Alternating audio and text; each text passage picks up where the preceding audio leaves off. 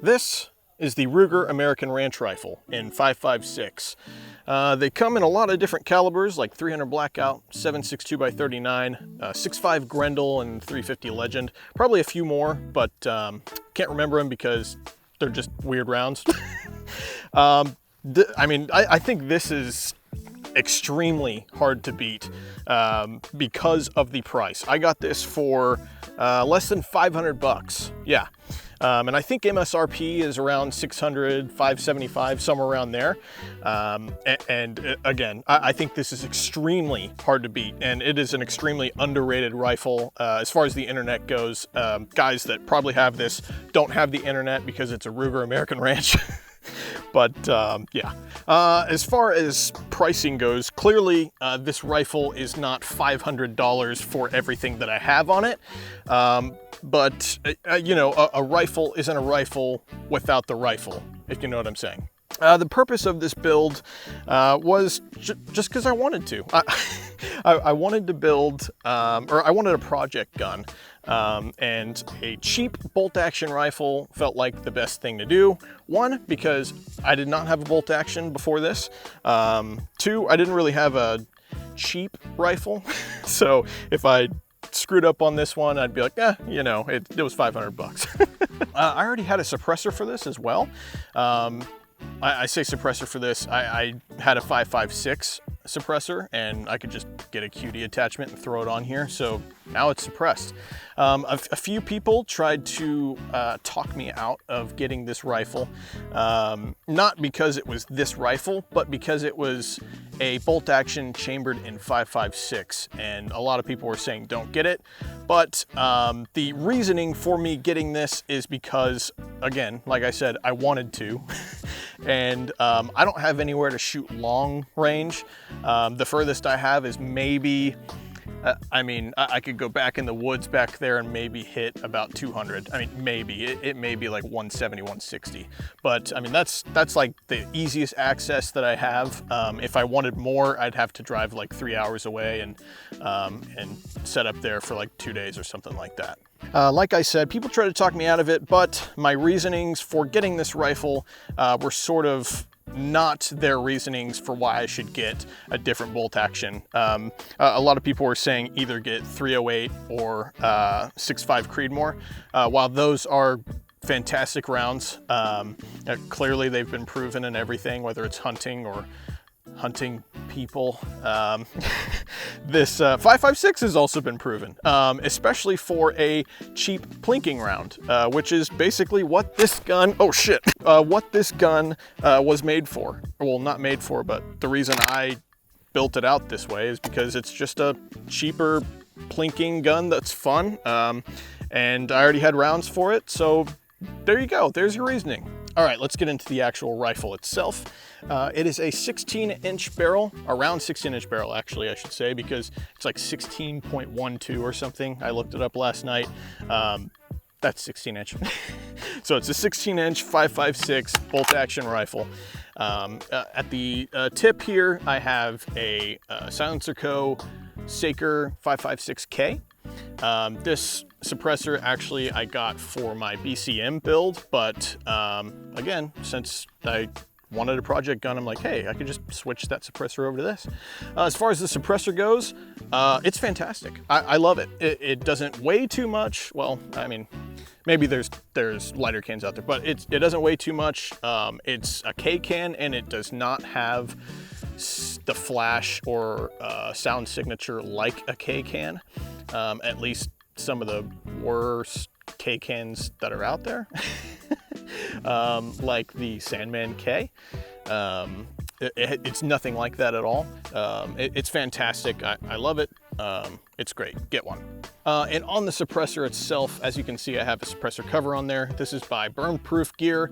I got this specifically for this build, just because it sort of ties the aesthetics together, and it actually plays a good role in this. It brings down heat mirage. So whenever you're looking through a magnified scope, especially at longer distances or higher magnifications, you're going to see quite a bit of heat mirage coming off of the suppressor, especially the more rounds you put down range.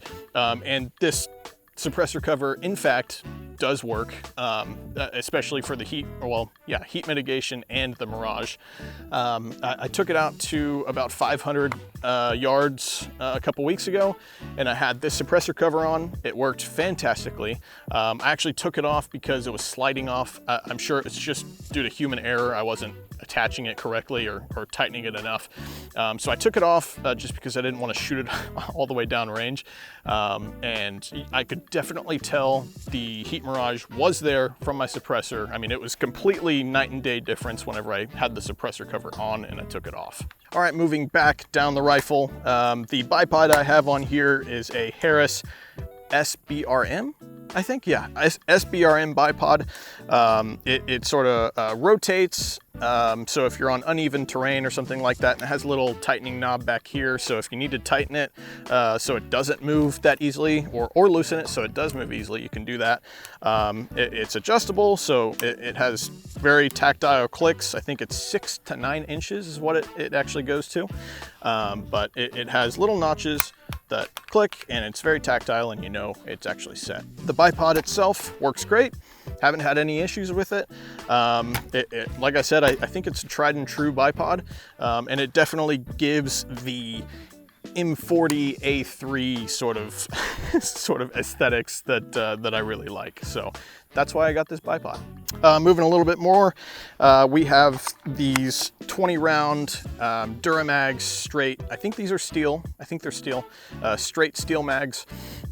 This rifle does take AR pattern mags, so Stanag magazines. So like this, I mean, it's a regular PMag 5.56. Put it in there and it's good to go. Yeah, it looks kind of, well, I don't know. I mean, I guess you can be the judge. To me, it looks a little funky, but it actually does kind of look badass too. Imagine putting a D60 in here or something. That'd be pretty cool. But I just chose to run these Duramag steel 20 rounders because of 2 reasons. One, they look cool. As you know, I really like stuff that looks cool, and I think the sort of angled straight steel mags look badass, especially whenever you paint them like this. And it just ties into the aesthetic of this rifle. I just think they look cool. They perform great. I have had one issue. The bolt, so on these rifles, the bolt is actually supposed to lock back, or you aren't supposed to be able to push it forward on the last round or whenever your mag is empty.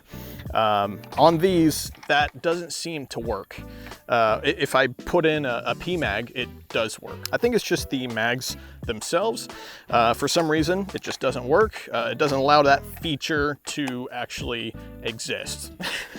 But as we all know,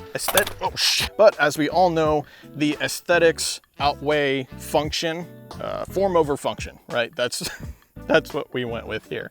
On top, now we're getting to the good stuff. I have a Steiner T6Xi 1-6. This is illuminated and it is daylight bright for sure. It works fantastically. Right now I have it on 6, but it's 1 to 6. I'll run some B-roll through here so you can see me going through, but it is a great scope.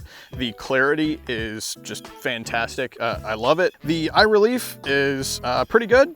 I mean, I haven't had any issues getting on the rifle and trying to get out of that scope shadow or anything like that. The only issue that I have with this is the price.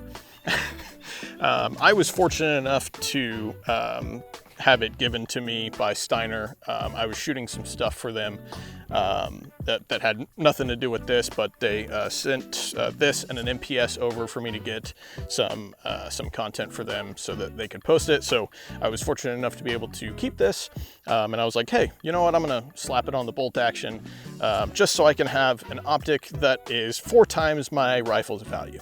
On to the actual thing that makes the rifle itself, and the reason a lot of people buy rifles is because of the action. I am actually, well, I mean, pretty in love with this action. It's not gritty or anything like that I've seen people talk about online with other rifles. It's fairly smooth. I mean, obviously if I take the mag out, it's gonna be super smooth, but I mean, I haven't had any issues with this whatsoever.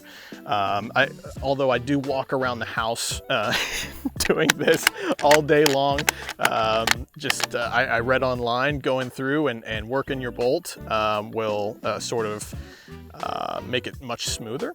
So I did that, and my wife is going to leave me if I keep doing it. So for a $500 rifle, this is fantastic.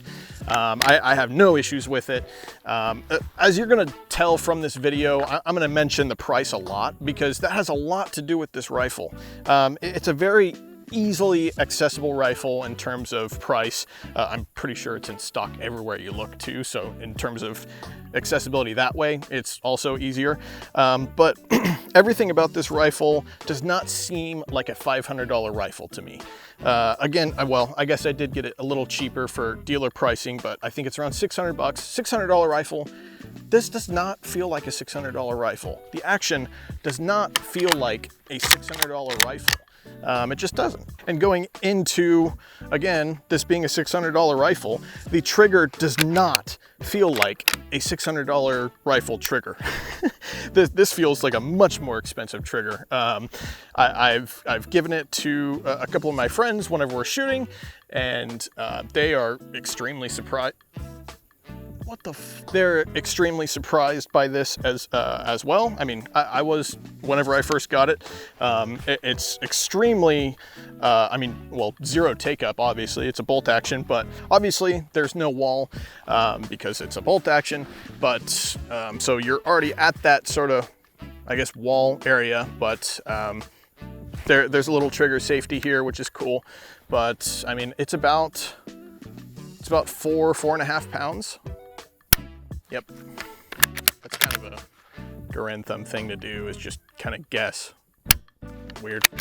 But it's also adjustable, which is really cool. I think I'm able to adjust it down to about 3 to 2.5 pounds, which is great. Again, it's a $600 rifle and you're able to fully adjust the trigger. That's pretty awesome. And lastly, the cheek riser.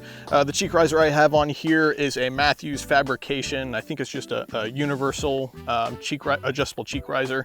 If you have an empty stock, you can just drill right through there and put the bolts that came with it and screw it in, and you're good to go. I mean, it was super easy. It took me like 3 to 5 minutes to actually do it. Just get some tape, a drill bit, and something to mark off where you should drill, and you're good to go. That's it. All right, so as you can see, this does not look like a typical Ruger American Ranch. I've obviously done some things to it in terms of spray painting it, which was a first for me. I've never spray painted a rifle, and I was like, you know what? Since it's a project rifle, I'm gonna go ahead and go all out and just spray paint it and see what happens. And I think it turned out great. I used tan, brown, and green. I think that's it, just 3 colors. And I just kind of went to town on it, put a couple of leaves on top and sticks somewhere. I mean, you can kind of see it right here. But yeah, I think it turned out great. It works. And then obviously the big thing going on here is the scrim that I have on here. You can see I have it all on the front end of the rifle. I have it on the scope. It's just, I mean, the function is to look cool. I mean, I guess it would provide actual function in the real world if you're trying to hide or something like that, but that's not why I did it. I just did it because I think it looks cool. Again, this was a project rifle, so I just wanted to have fun with it, and I think it looks pretty fucking badass. All right, now let's talk about the accuracy, because obviously this is a bolt action and you want to be pretty precise with it. So I just shot 2 groups today just to see sort of what was going on. My gun was warm, so I had been shooting it today beforehand. I was getting around 1.5 to 2 MOA. Shooting at 100 yards. I was not shooting anything precise. I was shooting 55 grain PMC 223. I mean, it's nothing to be super accurate about. I think I was reading that somewhere this rifle tends to like 77 grain a bit more. I'll have to try it out and see what I get with the groupings there, but online I've seen people be able to get 1 MOA easily out of this. So this is definitely an accurate rifle for sure. So I wouldn't, again, discount it because of the fact that it's 600 bucks. It's a great rifle all around. Overall, this was a new experience for me. The fact that I got a bolt action, that was a new experience. I had had some experience with them before, but I didn't own one. So I was like, you know what, let's get one. That was new. I spray painted the rifle, that was new. I did arts and crafts with the rifle, that was new. So I sort of just branched out there, wanted to see what the hype was all about doing long range, which again, I shot out to 500 with this, and it was fun as hell. It's just golf for men. It was really, really fucking awesome. There's a little bit of practicality to this. I say a little bit because it might be a little more accurate than my BCM, which is a 14.5. But obviously you're limited to how fast you can shoot and how many rounds you can put in it. Again, this takes Stan-Ags, but you're not going to run a 30 rounder on here if you want super practicality. But again, that wasn't the reason that I got this. It wasn't to be a super sniper, whatever, sneaking through the woods, even though I am sort of wearing this, but that's for LARPing reasons, that's all. But I love this rifle. It's so great for the price. I think it's extremely hard to beat. I really recommend going out there and getting the bag. Cause it's Get a Bag Tuesday. That's right. Get your asses up. Get out. Go get a bag. No, no. I recommend going out there. I would pick one up, honestly, in 223 or 300 blackout. Get one of these. Put a suppressor on it. Do whatever you want to it. Spray paint it. Put a badass scope on there. Put a shitty scope on there. Whatever. It's 600 bucks. You don't have much to lose. So yeah, I highly recommend getting a Ruger American Ranch. And yeah. Like always, I'll see you on the other side. Mustache gets in the way. Oh God. And then my glasses fog up. LARPing, man. LARPing's a hard job. Fuck me. All right.